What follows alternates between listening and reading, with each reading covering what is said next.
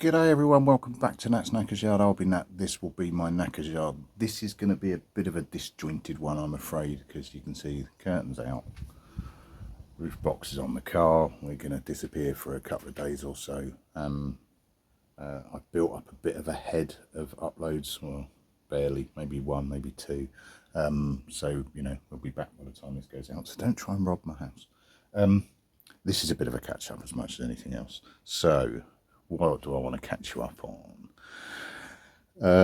The cylinder head, or the cylinders, should be ready today, but I've said to the guys, just take your time, I'm away for a couple of days, so I should pick those up between this upload and the next one, so we might be able to get the head back on.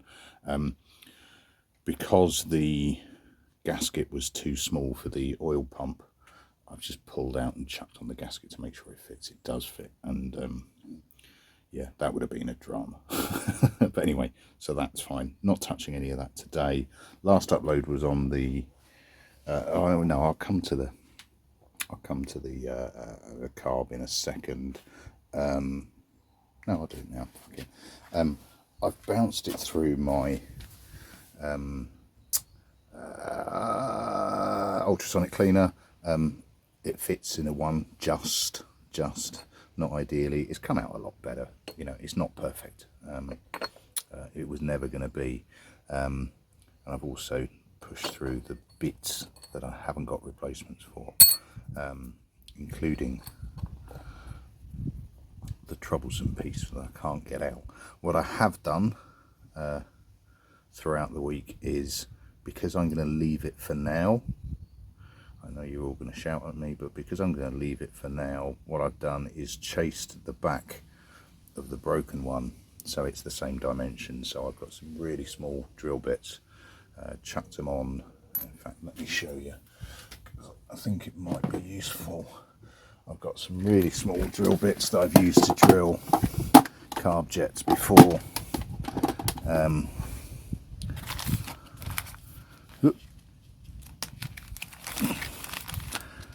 And effectively I trial and errored against what I had. I've got a really small drill bit head, which is really handy.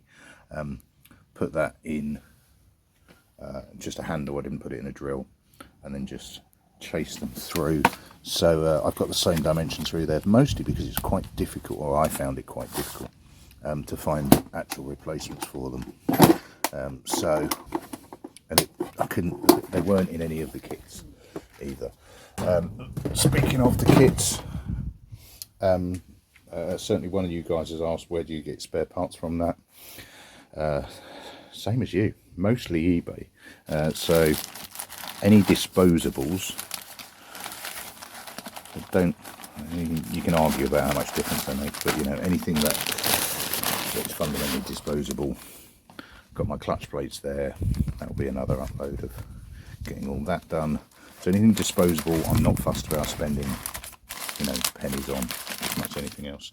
Anything more permanent, jets, I've gone through David Silver, which I know I spelt wrong when I replied to somebody, but I was busy at the time. But so David Silver, spelt as in the metal, not VA at the end.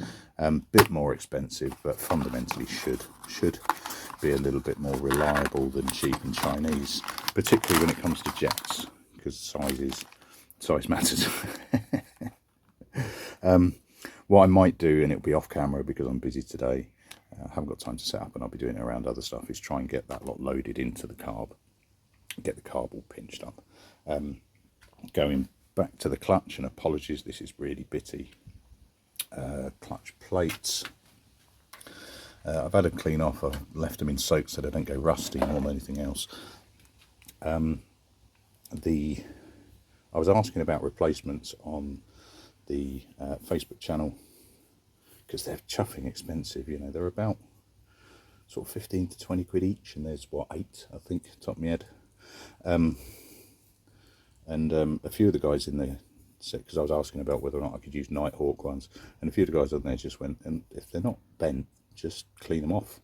You know, you want them a bit rough, so just sandblast them. So I thought, yeah, I'll give it a go. So I've used my like home soda blasting kit, because that's all I had, because I ran out of sand. I've only done one. The rest are in oil. Try not to go too rusty, frankly. And I'll give them a bit of a soda blast, or maybe even a sand blast. Yeah. So anyway, we are where we are at the moment, and apologies, this is bitty. Right, I might just drag that into the kitchen and try and get that back together. Spouse stops play. I've just been reminded of several things that I need to do before we do go away, so I'm not going to be running with it. But the one thing that I really wanted to, and I'm annoyed with myself for not mentioning it earlier, obviously went through the ultrasonic cleaner. It is better, it is cleaner. I did have to take off one of the brackets to fit it in.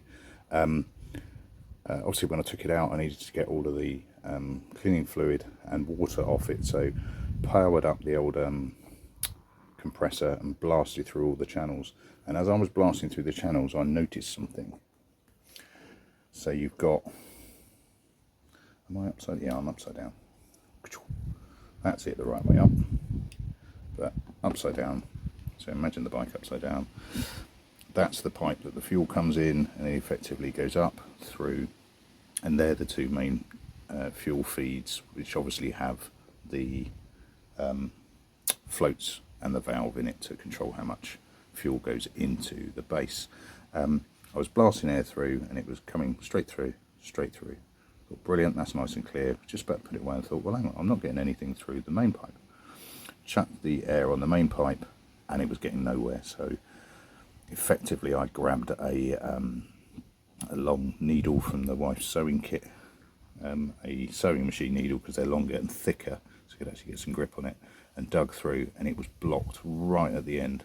So dug it through, blasted it with air, dug it through, blasted it with air, and I now have air going all the way through. I can't really think of a way of demonstrating it to you, but people wax lyrical about how brilliant ultrasonic cleaners are, and they are, but they are not flawless. So, you know, top nap tip, check afterwards, because they do have their limitations, particularly mine, because the heating element's broke. The heating element is broken on mine, so therefore I have to heat up the water first and then belt it through, but it still works, so it'll do. Right, apologies, that's it for Super Dream stuff. What I did do, it has just been one of those manic weeks. I've chucked a load of miles on Ivan, the ER6N. Come on, focus, for crying out loud here. Ivan's had quite a few miles thrown on him of late, including a trip down to Kent, including one to deepest, darkest Wiltshire in the week. I had noticed my brakes were getting a bit, I thought, spongy, so I had a bit of a dig. Now, I did upload a bit. I'll see if I can find it and chuck it in a second, but I've treated the old boy, because he gets a lot of use, and if you're going to spend money on anything on your bike, well, it's probably tyres, but mine are fine. Next beyond that is probably brake pads, so I've gone for posh ones this time round. I've gone for EBC. It costs of about 80 quid, I think, for the full set. And from the upload that I'll put up in a second, I hadn't ridden it. I have now ridden it with it, and you can definitely, the taste test definitely shows, and you can definitely tell the difference between Pepsi and Coke. Not that the old ones were particularly cheap, they were just a bit old and a bit thin, and I've got a lot more confidence in my braking now, which is cool. Right, so I'll probably do this as a flashback, because I'm in a bit of a rush, because I need to get this done this evening, because I've got a long ride tomorrow. That's the old pads, that's the new ones. Significant difference. I could feel they were close there. It's probably pushing it too far. I'd lost a bit of confidence in it because it just felt a little bit loose, a little bit woolly.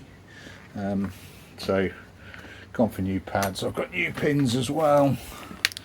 I've gone decent pads. I've gone for ABC sintered ones.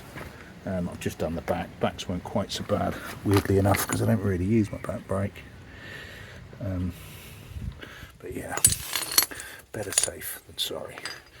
Right, I'm going to get on with this. If this struggles, I will knock it on the head. Chisel. Ta-da.